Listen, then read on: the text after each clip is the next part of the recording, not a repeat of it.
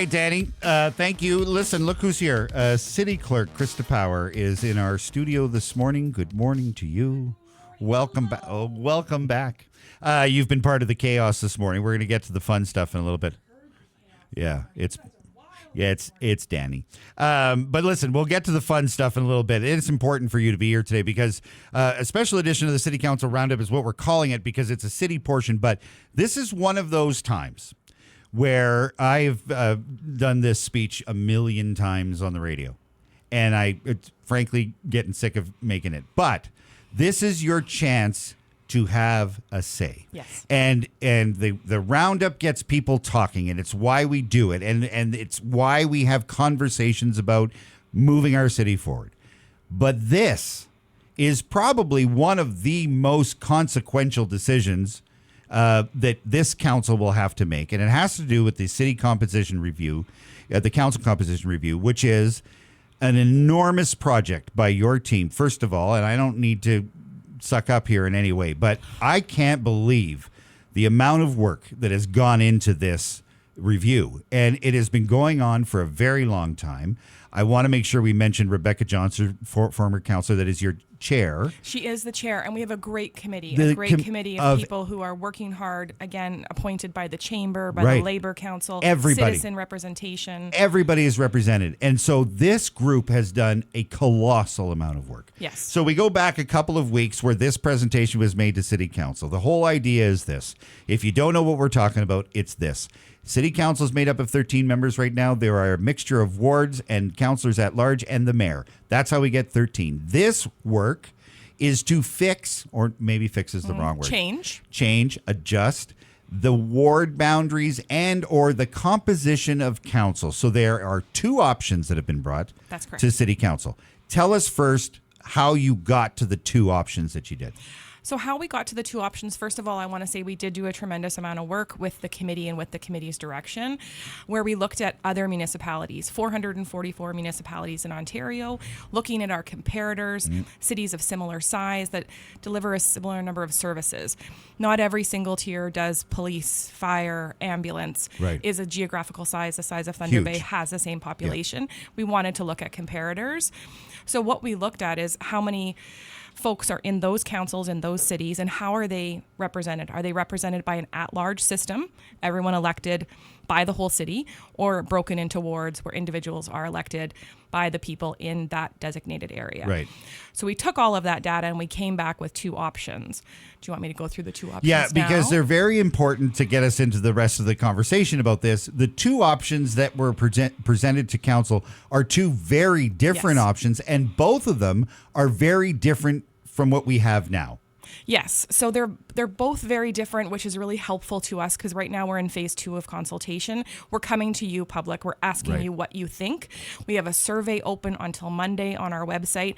That survey is also available in paper copies every Thunder Bay Public Library. I am at every ward meeting on a road show. Yes, you are. We are going to high schools to talk to civic students. There's a great opportunity for people to engage and tell us what they think. Option 1 is all at large. It's fewer members of council. Instead of 13, it would be 11. Okay. 1 mayor, 10 members elected at large, which means the ward system goes away. Okay. Everyone elects everyone. Right. Option 2 is 4 wards, 2 representatives per ward. Mm-hmm. So in your ward, you're electing 2 people, and then 2 members at large plus the mayor. So still 11 members, but a hybrid system.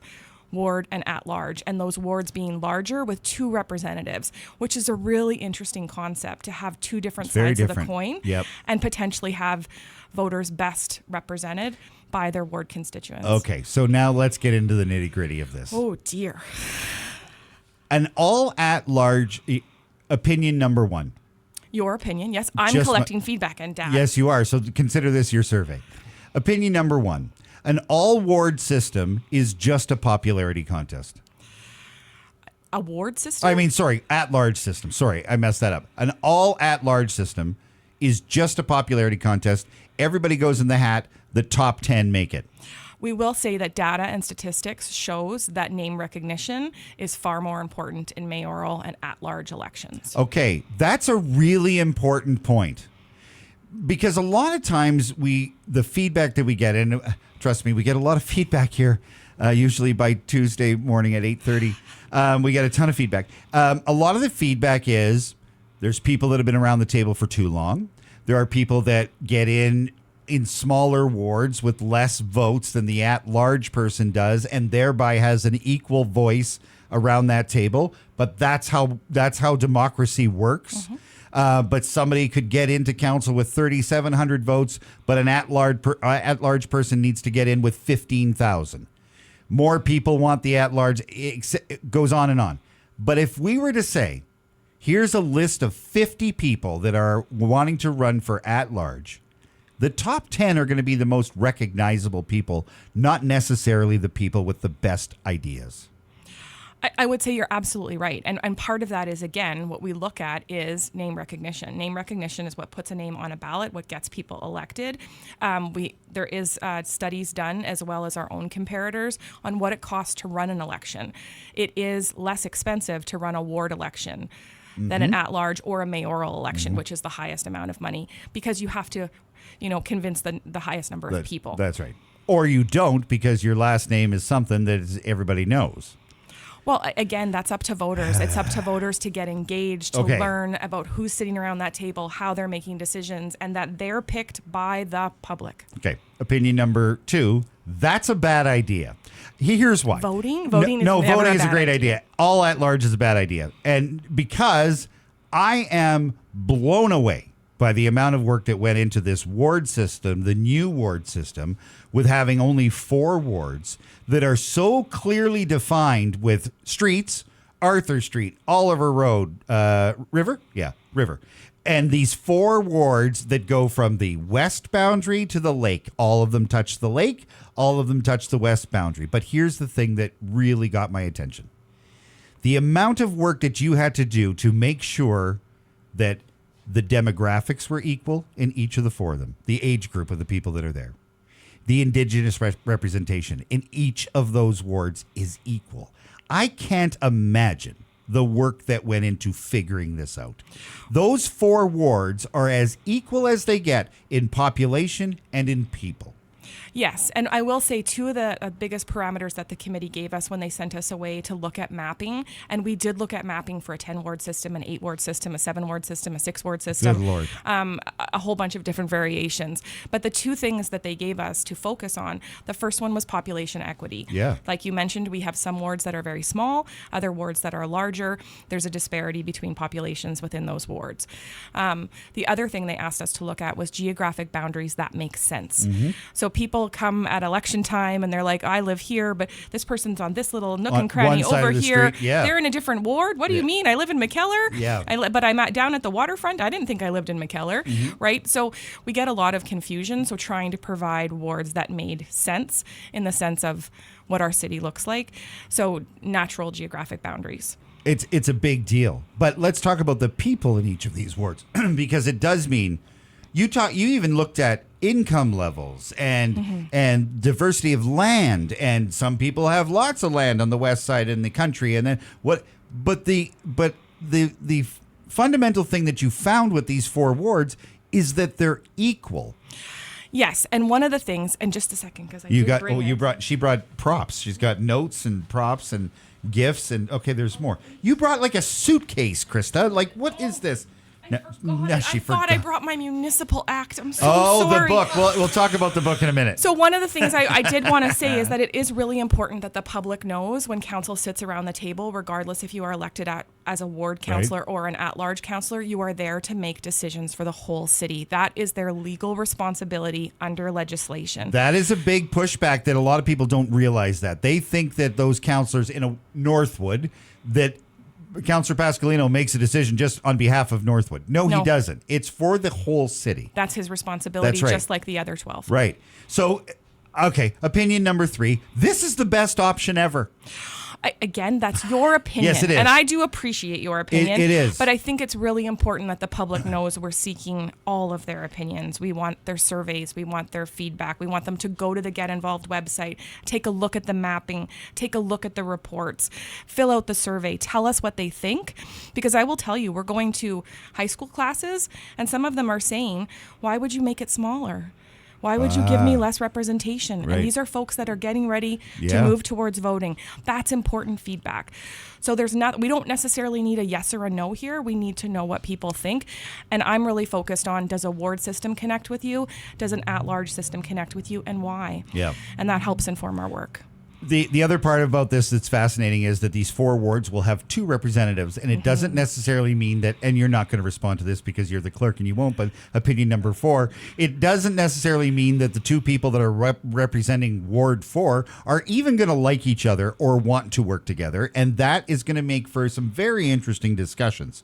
At the same time, they could be pals and just push stuff through, but the representation is equal across the board, and this is a really big deal. Last question. Sure. And I know you're not going to answer it because you're safe. 4 wards, less counselors equals less work for you in administration. Yes or no? Absolutely not. I would say that a great example of that is the City of Toronto. The City of Toronto cut their council in half by regulation. There's only 20 something in there 26 for 6 million people. Yes, but that was by direction of the Premier. There was a regulation Right. that was passed. It was appealed all the way to the Supreme Court. Right. Their budget, even though they decreased those numbers of council by almost half, increased by $1.5 million. Less members of council often means more staff support, or that their budgets need to be a tiny bit larger. Smart answer. So one of the Okay. things I do want to make clear is that this is not a cost-saving exercise. This is about representation. 2 less councillors potentially equates to about $60,000. We anticipate each one of those members of council's budgets will need to be a little bit larger. Sure. Right now, they have administrative support of one person divided by 12. It's a lot. We may need a bit more support. They may need a bit more support if we had fewer numbers of councillors. Let me ask you this. If I'm allowed to, at this point stage in the review, I'm allowed to give my opinions on an Yes. option. What would happen if we only had 4 councillors and a mayor? Well, 5 is the minimum number that you need. The Act requires that a 5-member council is what is required. You can't have fewer than 5. I would say there's no comparators to support that. The amount of work would be unbelievably significant for those 5 members of people. And how would you feel about 3 people being the majority that makes the decision for your city? Well, right now I feel like 3 people are the majority of our decisions anyway. But listen, so what I'm saying, 7. yeah, it doesn't matter. I still think And on Monday, 9. I still think that there are 3 people running the show. But anyway, listen, the reason I say 5 is this: why not pick the top 4 at large, whatever, and then make them full-time jobs? We did look at full-time. One of the things that we found was that the public didn't necessarily support that, and comparators didn't necessarily support that. It doesn't mean that that's not an option. The mayor right now is the only member of council that's full-time. Right. One of the things that we heard is that there may be better connection to the community with people who have either another job or are retired. I think there'd be a better connection to the community if they had more time to do other things as opposed to their regular And we've job. absolutely heard that. So again, if that's feedback you want to share with us, we'd love to hear that. All right. Last part of this is the process now is what? So you take all of these opinions. I only gave you 3 or 4. You take all of these opinions and then you put them all together and then you present to council when? So it's not me that presents to council. Sorry, it's the Again, committee. it's the committee. Right, sorry. So we will bring all of the data back to the committee on their December meeting, which they will then receive. They are looking to bring a report with a recommendation in early 2025. There are deadlines in place for council to make a decision. City council is the final deciding point for any change to council composition in advance of 2026. Opinion number 5. You're going to bring these recommendations to this council, and what happens when they say we don't like it, we're leaving it the same way? So they have obligation, again, to make a decision that's in the best interest of the city, what the data supports, what the comparators support, what our research supports, what the public thinks is going to be very important to city council. Are you bringing that? Is the committee bringing the public's opinion to this Yes. to the table? Yes. So they have to listen to what the city and is the saying. public's opinion is what informed phase 2. Okay. So, all right. So this happens. The presentation happens. Will this be in play for the next election if approved? If approved in advance of January 1st, 2026, if a bylaw is passed and approved by the minister, I need more time Right. to do that, to write the bylaw, to do the consultation that would be required on the bylaw with any change. And then if there's a change in ward boundaries, there's an opportunity for people to appeal to the Ontario Land Tribunal. So to slow it down even more. So again, this is one of those pieces that this is a public process. All right. Well, it'll be an interesting time to be watching. I'm trying to. It's always interesting. Well, some meetings You will more than others. interact with the municipal service every day, turning on your water, putting your garbage out. It's a These are big the deal. people that make these decisions. It's important. And that's why it is so important for you to be here. And I can't thank you enough for this time, because it is a very, very important time as far as the direction our city is going. And I cannot thank that committee enough for the amount of work that's gone into this. Now, I really hope that council pays attention. I do want to acknowledge, too, that there is a team of staff that worked on this. Oh, yeah. Staff from corporate communications, from Indigenous Relations Office, community strategies, planning. Huge amount of work. Huge amount of work. So big thanks to the team internally. I didn't do this all by myself. I had a great team supporting our work. You really do have a remarkable team in administration, and thank them all for their service, because they have an incredibly important job. And I don't think, in my opinion, number 6, my opinion, they don't get nearly enough recognition for the amount of work that happens day to day that we do not see. So thank you for that. All right, we got to take a little break, or can we just keep going, Danny? You want to just keep going? What do you want to do? I think just a bit of